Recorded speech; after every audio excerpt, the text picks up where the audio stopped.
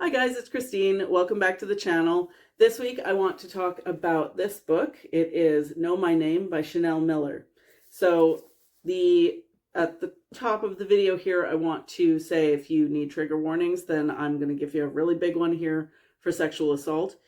This is the story of the Stanford rape trial and the victim of Brock Turner. So for anyone who is unfamiliar, back in 2015, human pile of garbage Brock Turner decided he was going to rape a girl behind a dumpster at a frat party at Stanford University.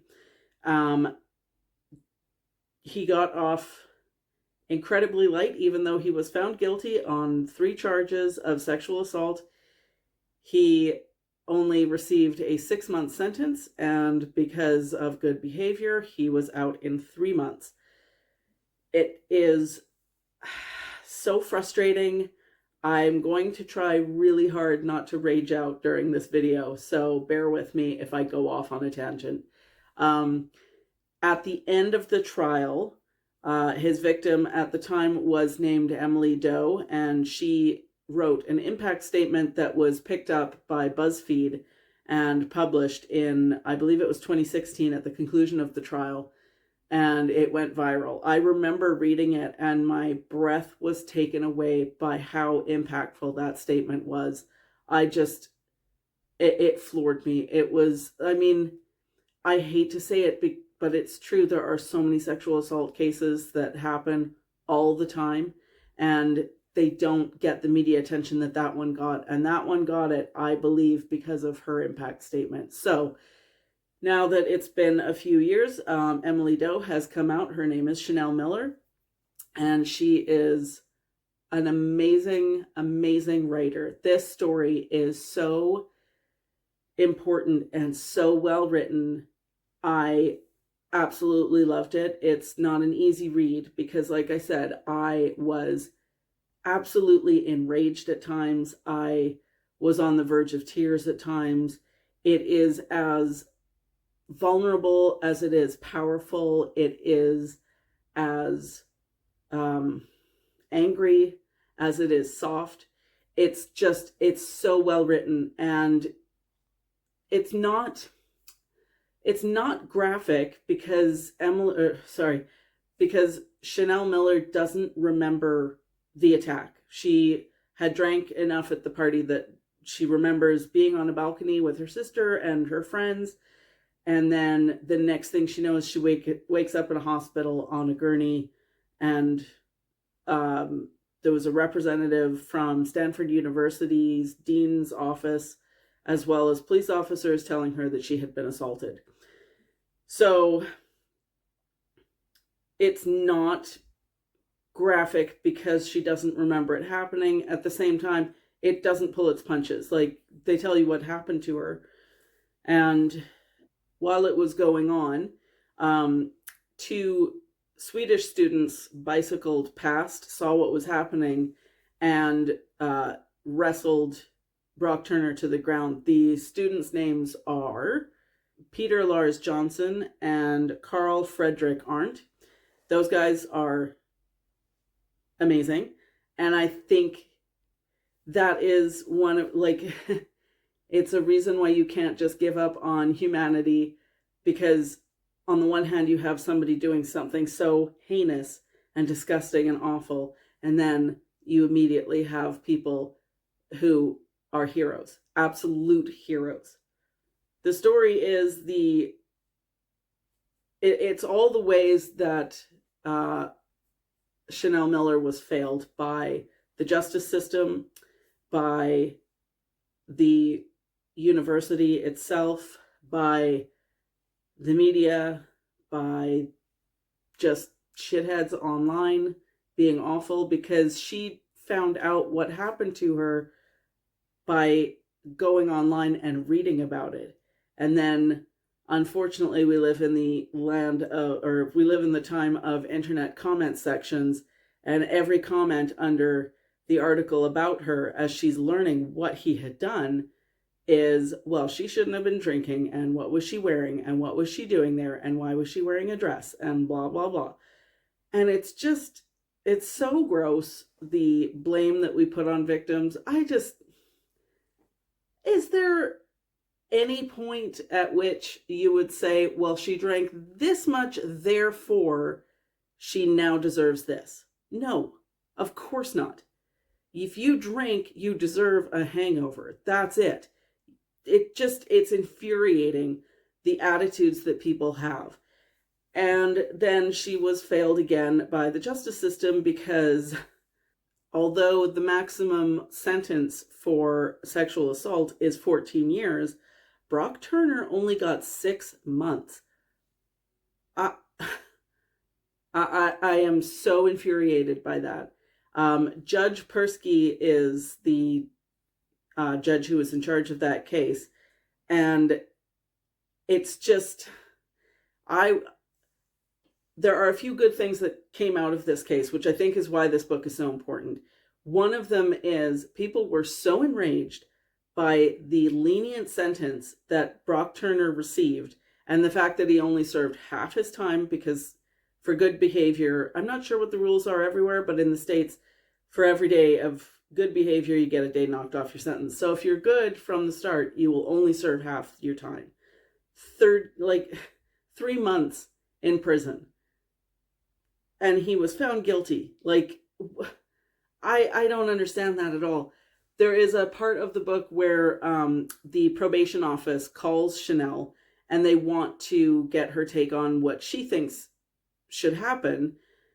And because she's saying I want him to, I don't want him to just rot in jail forever because that doesn't do anything. They took that to mean, well, she thinks we should go light on him, which is not what she was saying at all. So again, she was failed at trial. She was failed at sentencing. She was failed by everybody around her. It's so heartbreaking. And yet she never gives up. There's parts of her that want to, of course. And that's absolutely understandable. But she just keeps going and she keeps finding the good. And I think that is so commendable. I can't believe that. One really good thing is that Judge Persky was recalled. So suck on that. In the States, and I find this incredibly weird, but in the States, judges are elected, which means that they can campaign, which means that they can accept funding from special interest groups when they're campaigning for a judicial appointment. That is just absolutely rank with the opportunity for corruption. I just don't get the way the States operates. I really don't. What's even weirder is that sheriffs, it's the same thing. Sheriffs get elected. What? What? It doesn't make any sense to me. But anyway, that's beside the point. So the point is, no judge had been recalled since 1932 in California until Judge Persky because people were so pissed off. The lightest sentence possible, and even more so. I mean, at bare minimum, it should have been a year. And that would have been lenient just at a year, or 2 years so that he would get out in one. I don't understand the thinking involved there. And in fact, I want to read a quote because this passage really floored me when I read it. So she's talking about the sentencing. I wondered if, in their eyes, the victim remained stagnant, living forever in that 20-minute time frame. She remained frozen while Brock grew more and more multifaceted, his stories unfolding, a spectrum of life and memories opening up around him. He got to be a person. Where was her redemption story? Nobody talked about the things she might go on to do. I had laid my suffering bare, but I lacked a key element. The judge had given Brock something that would never be extended to me: empathy. My pain was never more valuable than his potential. And because, of course, the media then takes off on this big, tirade about, well, he's an Olympic hopeful, and he's a great swimmer, and look at his times. Like, they published his swim times as if that has anything to do with anything. I don't care. I don't care what his swim times were. He's a rapist. So why should I care about anything that he does outside of what he did to her? Why would that matter at all?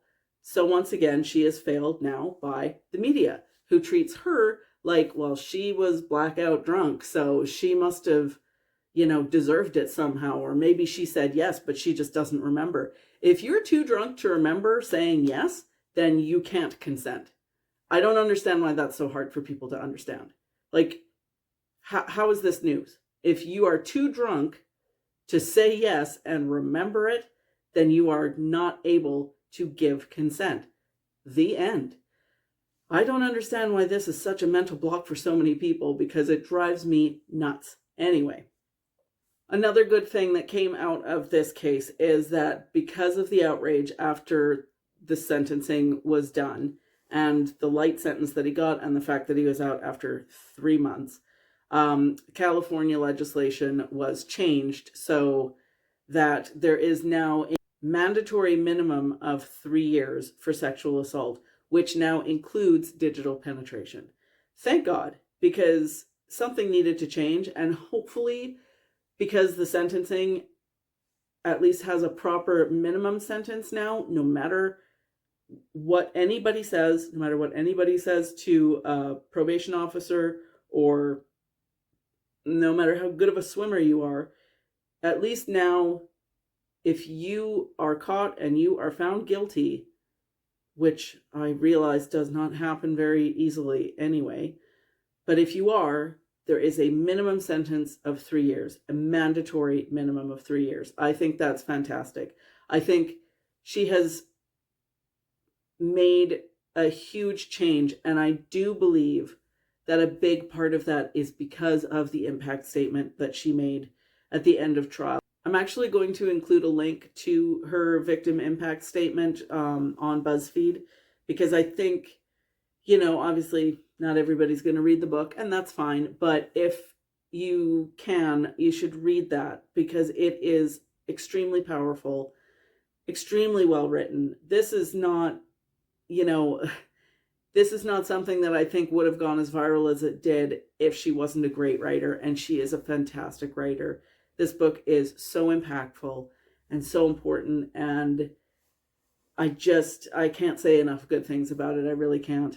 I want to read a small section from the end of her impact statement, and she says, "And finally, to girls everywhere, I am with you. On nights when you feel alone, I am with you. When people doubt you or dismiss you, I am with you. I fought every day for you, so never stop fighting. I believe you. I hope that by speaking today, you absorbed a small amount of light, a small knowing that you can't be silenced, a small satisfaction that justice was served, a small assurance that we are getting somewhere, and a big, big knowing that you are important. Unquestionably, you are untouchable, you are beautiful, you are to be valued, respected. Undeniably, every minute of every day, you are powerful, and nobody can take that away from you. To girls everywhere, I am with you. Thank you." I want to make a note about the cover of this book, actually. When you look at it initially, it doesn't really look like much, until you realize that all these gold veinings is actually a reference to the Japanese art of kintsugi. I think that's how you pronounce it. I'm sorry if I'm getting that wrong. Which is where when pottery breaks, they put gold powder in the glue to put it back together, so that what they put back together is beautiful. Even though it's broken, there's beauty in it. And I think that mirrors this book so excellently. I love that. So, great cover. Doesn't look like much on the outside, but it's a fantastic cover. So that's going to do it for me this week. I hope you check it out, or if nothing else, I hope you check out the impact statement that I have linked below. It's, like I said, it's a really hard read, but it's a really important read. But I also know that next week I'm going to read something a little lighter. All right, that's it for me this week. Bye.